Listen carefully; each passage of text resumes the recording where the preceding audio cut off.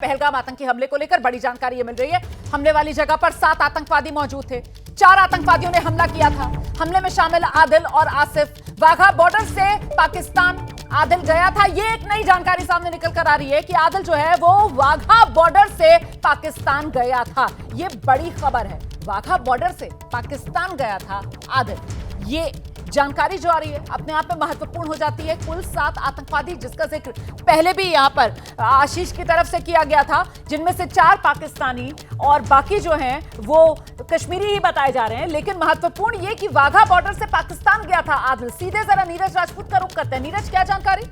देखिए रोमाना, ये जो शख्स है जिसकी सीसीटीवी फुटेज है ये आदिल है। ये आदिल गुरु के नाम से जाना जाता है और इसके बारे में कहा गया था कि ये वाघा बॉर्डर के जरिए जो पाकिस्तान गया था। हालांकि किस कारण से गया था इसने ये बताया था, लेकिन ऐसा लगता नहीं था। लेकिन अब ये जानकारी मिल रही कि ये वापस लौटा, यहाँ कश्मीर में लौटा। तो ये ट्रेनिंग करने के बाद या रणनीति कुछ बनाने के लिए, टैक्टिक्स बनाने के लिए, कॉन्स्पिरेसी रचने के लिए ये वापस लौटा है। तो इसको भी माना जा रहा है कि ये भी इस कॉन्स्पिरेसी में शामिल है जो कि पहलगाम में अटैक हुआ है। मतलब ये जो आदिल है ये भारतीय ही है और ये पाकिस्तान गया था और पाकिस्तान जाकर इसने ट्रेनिंग ली। मतलब सीधे रास्ते से ये पाकिस्तान गया, वहां जाकर इसने ट्रेनिंग ली और फिर वापस भारत आया और फिर ये हमला। ये कह रहे हो? हाँ, बिल्कुल सही कहा आपने रोमाना कि ये आदिल जो नाम है जिसका शख्स का, ये अटारी वाघा बॉर्डर जिससे हम लोग जा सकते हैं, पाकिस्तान एंटर करते थे पहले 2018 में, उससे ये गया था और लेकिन उसके बाद से वापस नहीं आया। अब हाल के दिनों में ऐसी खबर आई थी कि ये वापस लौटा है। तो इसकी उस वक्त की ये तस्वीर है।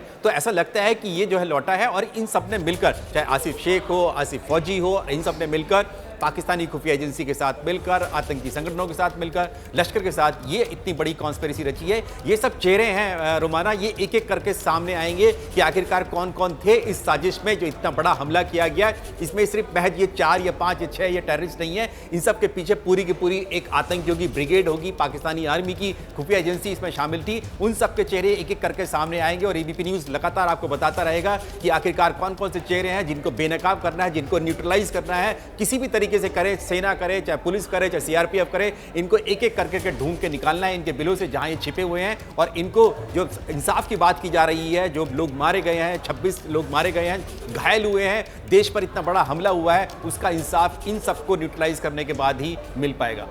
ये बड़ी बात आप कह रहे हैं। वाकई में ये साजिश जो है बड़ी है, साजिश जो है गहरी है, लेकिन धीरे धीरे कर इसकी हर परत जो है वो खुलकर सामने रहेगी। और देख लीजिए आप, अभी से इन आतंकवादियों की तस्वीरें जो है वो सामने आ चुकी हैं। इन आतंकवादियों का पूरा काला चिट्ठा, इनकी पूरी की पूरी जो क्राइम की कुंडली है, धीरे धीरे कर वो भी सामने आने वाली है। और इस बीच ये तस्वीर आप आदिल की देख रहे हैं जो वाघा बॉर्डर के रास्ते पाकिस्तान गया था। पाकिस्तान जाकर इसने वहां ट्रेनिंग ली थी और वापस हिंदुस्तान लौटकर ये पहलगाम को दहलाने का काम जिसने इसे पाकिस्तान से घुसपैठ कराए आतंकवादियों की मदद के साथ किया।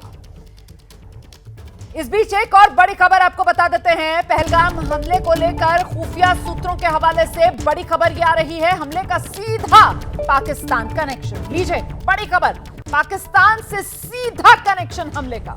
मुजफ्फराबाद और कराची से हमले के तार जुड़ रहे हैं। पाकिस्तान से आतंकवादियों को मदद मिली। पीओके के कैंप में आतंकवादियों को ट्रेनिंग दी गई।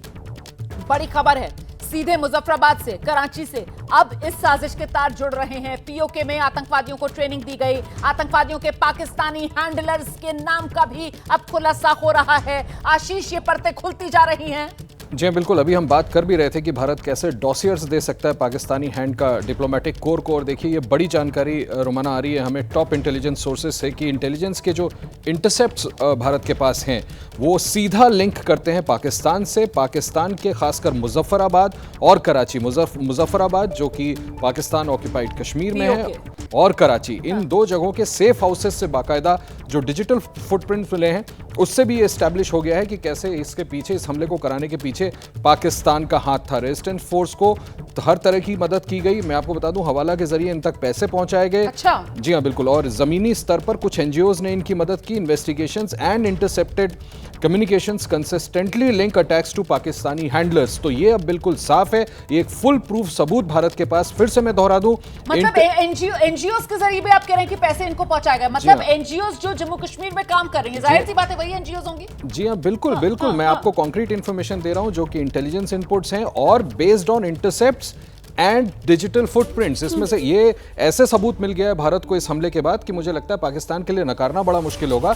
और जो इत्तफाकन अभी 1-2 मिनट पहले हम आप डिप्लोमेटिक स्टेप्स की बात कर रहे थे, उसके लिए तो और भारत का केस मजबूत ये बनता है उसी के लिए तो आधार बनेगा ना आशीष, हाँ, जिस बात जी का हाँ। आप जिक्र कर रहे थे, वो P5 देशों के सामने अगर पाकिस्तान को बेनकाब करना है तो उसके लिए कुछ कॉन्क्रीट एविडेंस की अगर जरूरत है, तो फिर ये तमाम जो एविडेंसेस जिनका आप जिक्र कर रहे हैं यहां पर, और ऐसे में पाकिस्तान की मुश्किल अब इस लिहाज से भी बढ़ेगी कि पाकिस्तान तो कंगला है, पाकिस्तान के पास तो कुछ है नहीं, पाकिस्तान के हाथ में तो कटोरा है, पाकिस्तान तो पूरी तरीके से जो दुनिया से उसको एड मिलती है उस पर निर्भर है। और ऐसे में वो FATF जिसकी लिस्ट से पाकिस्तान बड़ी मुश्किल से बाहर निकला था, ग्रे लिस्ट से, अब पाकिस्तान पर हिंदुस्तान में जो उसने कायराना हरकत की है, इसका बदला पूरी दुनिया गिन गिन कर लेगी। ये भारत की तैयारी होगी आशीष। जी हाँ, बिल्कुल, जैसा मैं आपसे कह रहा था कि P5 कंट्रीज को ब्रीफ करना या डिप्लोमेटिक कोर को यहाँ पर ब्रीफ करना, और साथ ही मैं आपको बता दूं, मेरी बात बीच में रह गई, ये भी एक ऑप्शन एक्सप्लोर किया जा रहा है रोमाना कि इन डिप्लोमेटिक कोर जितने भी ऑनवॉयज और एम्बेसडर्स, हाई कमिश्नर्स हैं, इनको वहाँ स्पॉट पे ले जाया जाए और जो रिलेटिव्स हैं जिनके लोग मारे गए उनसे मिलवाया जाए, वो बताएं कि कैसे चुन चुन के मारा हमारा धर्म पूछ करके।